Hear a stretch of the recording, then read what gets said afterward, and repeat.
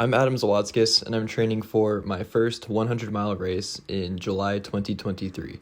This is my weekly series covering each run from week 51 to week 77 of my ultramarathon training plan, spanning almost a year and a half.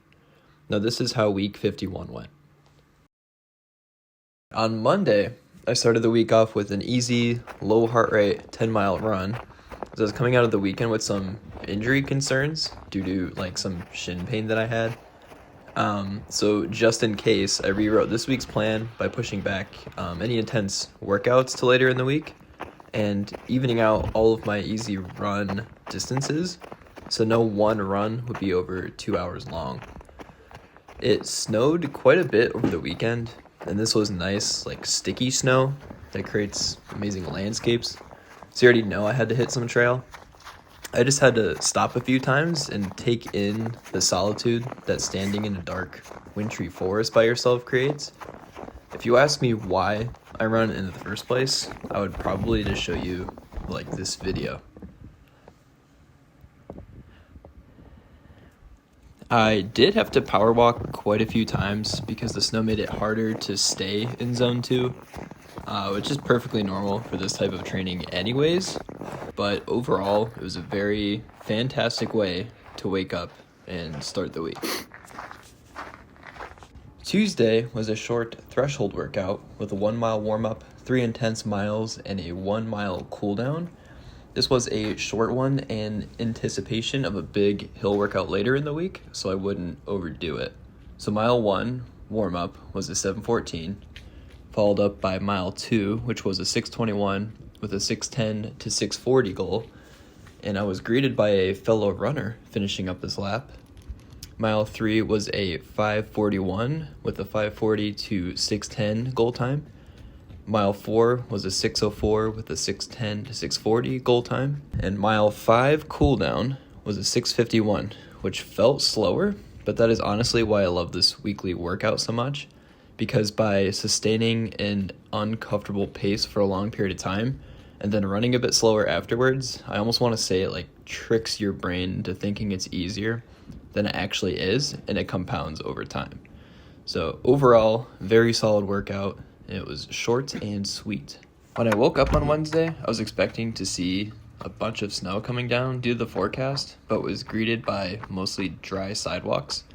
So it was a road running day. At this point in the week, any signs of that shin pain that I had were gone, so I returned my training plan this week back to normal and ran my usual shorter, low heart rate run that I normally do on Wednesdays. The run went perfectly fine though. I just had to pay extra attention to the ground for black ice and whatnot. Also, the only interesting things to note were some weird squealing sounds coming from the woods.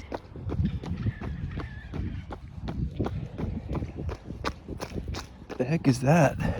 And another deer and a couple snowmen. And 7 miles done, just like that.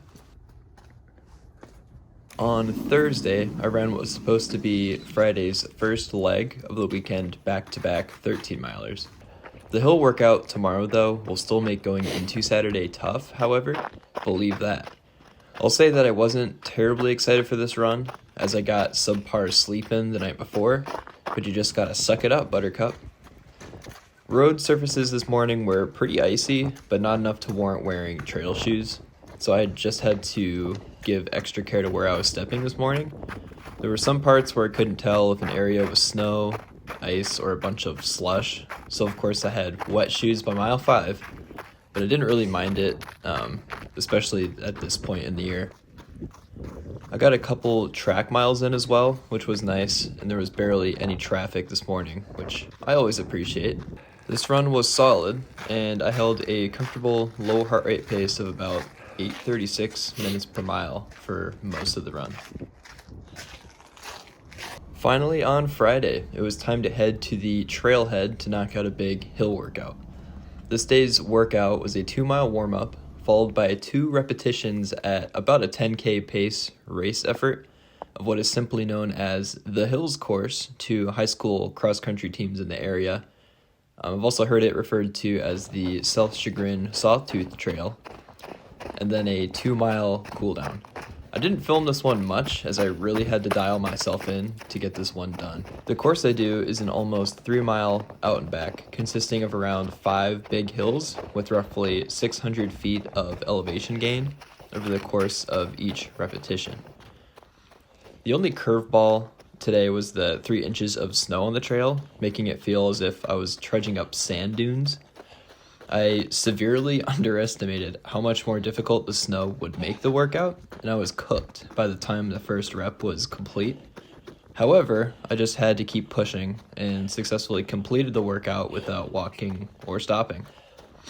This was definitely the hardest workout I've done in a while, and I was very tired for the rest of the day. It was pretty gnarly though. Overall, solid workout.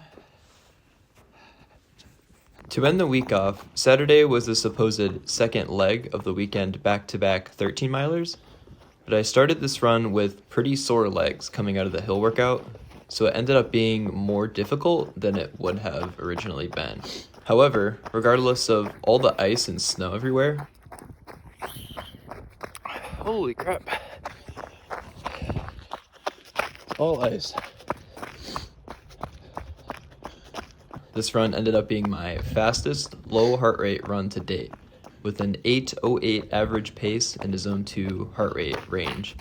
To put this into context, I've been running anywhere between 8:30 to 8:50 minute per mile pace in easy runs up until this point on dry ground. A quote that kept popping up into my head during this run was, "The first mile is a liar." And that is definitely true, as I felt fresher and fresher as this run went on. I was very happy with this run, and I'll let myself wrap up this week's thoughts. Alright guys, just wrapped up the running week and feeling very good. The week started off nice and easy because I had to push back the workouts and everything because of my potential shin injury. But then I realized that I probably just banged it on something in the house and I forgot about it. So that's no longer a problem.